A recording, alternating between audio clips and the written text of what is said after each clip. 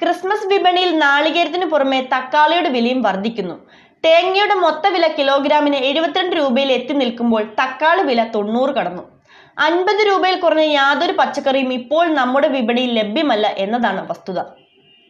Christmas വിപണിയിൽ നാളികേരത്തിന് പുറമെ തക്കാളി വിലയും വർദ്ധിക്കുകയാണ്.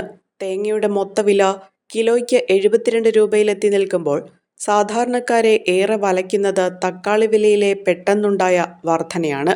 ഡിസംബർ മാസത്തിന്റെ പകുതിയോടെ കേരളത്തിലെ വിവിധ വിപണികളിൽ തക്കാളി വിലയിൽ 50% വരെ വർധനയാണ് രേഖപ്പെടുത്തിയിരിക്കുന്നത്. ശബരിമല സീസണും ഉത്സവ സീസണും തുണയായതോടെ ഡിസംബർ ആദ്യവാരം 60 മുതൽ 65 രൂപ വരെ ആയിരുന്ന തേങ്ങയുടെ മൊത്തവില ക്രിസ്മസ് പുതുവത്സര ഡിമാൻഡ് വർദ്ധിച്ചതോടെയാണ് 72 രൂപയിലേക്ക് ഉയർന്നത്. തക്കാളി വില 2 ആഴ്ചയ്ക്കുള്ളിൽ ഇരട്ടിയിലധികം ഉയർന്നു.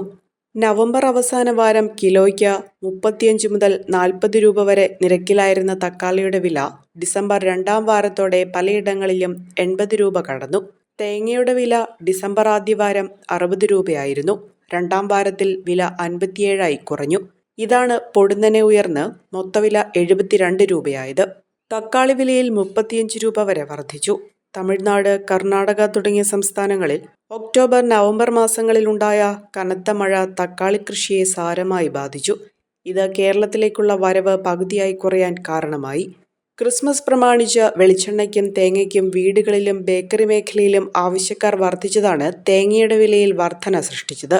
തമിഴ്നാട്, കർണാടക വിപണികളിലും തേങ്ങയുടെയും കൊപ്രയുടെയും വില ഉയർന്നത് കേരളത്തിലെ വിലയെയും സ്വാധീനിച്ചു. ഒരു കുടുംബത്തിനാവശ്യമായ എല്ലാ വസ്ത്രങ്ങളും ഹോൾസെയിൽ വിലയിൽ ഇപ്പോൾ സ്വന്തമാക്കാം. ഇന്ന് തന്നെ സന്ദർശിക്കൂ A1 textiles, Nehru park, Muvattupuzha.